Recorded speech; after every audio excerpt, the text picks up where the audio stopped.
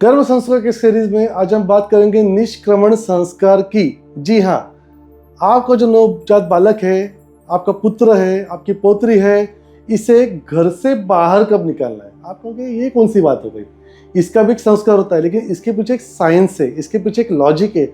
हम इन चीज़ों को आज समझ लेंगे।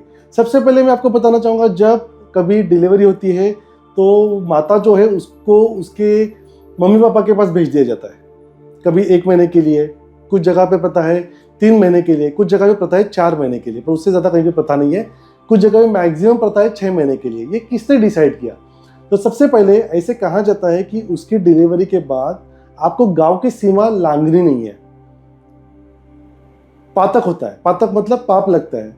एक्चुअली उसके पीछे पातक या पाप, इसको राक्षस यानी कीटाणु, इसका मतलब बैक्टीरिया, माइक्रोब्स, इसके साथ कंपेयर किया गया है। अब होता क्या है कि वो जिस जगह पे जन्म लिया वहां के वातावरण के साथ अभी वो जुड़ना शुरू कर रहा है, और अगर आप उसे सीमा लांघ के किसी और जगह लेके जा रहे हैं तो वहां का वातावरण अलग होने के चांसेस बहुत ज्यादा है। उसे एडजस्ट करने में टाइम लगेगा और उसके पास अभी वो सिस्टम डेवलप नहीं है। इसलिए उसे कम से कम 40 दिन जो आराम दिया गया, मैंने 40 की बात की थी पिछली वीडियो में, वो 40 दिन जो उसके आराम करना है, उसके बाद ही उसे बाहर निकालो। ऐसा डजंट मीन कि उसको बाहर का सूर्य प्रकाश दिखाना नहीं है, बट अभी उसे फुल फ्लेजली बाहर निकलना इसके बाद अलाउड है। ये इसका मतलब है, उसके पीछे एक साइंस है। अब ये साइंस एग्जैक्टली क्या था?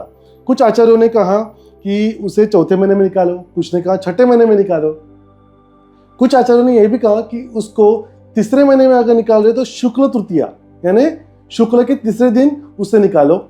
कुछ आचार्यों ने कहा कि 4थे महीने में अगर निकालना चाहते तो कोई बात नहीं है, उसकी जो जन्म की तिथि थी उस तिथि के दिन पे उसे बाहर निकालो। तो इसमें अलग अलग राय है, पर अच्छे नक्षत्र को देखकर, अच्छे तिथि को देखकर बाहर निकल के संस्कार करना, क्योंकि यहाँ पे चंद्र और सूरज दोनों होना इंपॉर्टेंट है।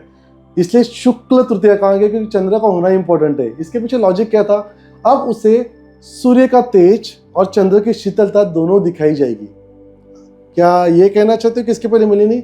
जरूर मिली, पर उसे हमने वो एक्सपोजर अब तक डायरेक्ट नहीं दिया था, क्योंकि अब तक वो खुद की फ्रीक्वेंसी को, खुद के एनर्जी को उससे मैच करने की कोशिश कर रहा था। बट अभी वो मैच हो चुका है। अभी उसको एक्सपोज करेगा और उसके साथ खुद को डेवलप करने की कोशिश करेगा, और ये वो राइट बनते कि उसके बाद उसे ये करना है।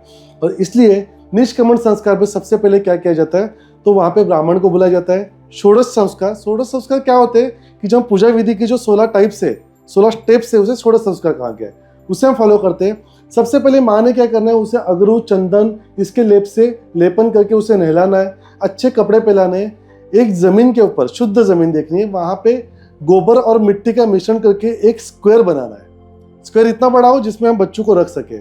वो स्क्वायर बनाने के बाद उसके ऊपर अच्छे जल का सिंचन करना है।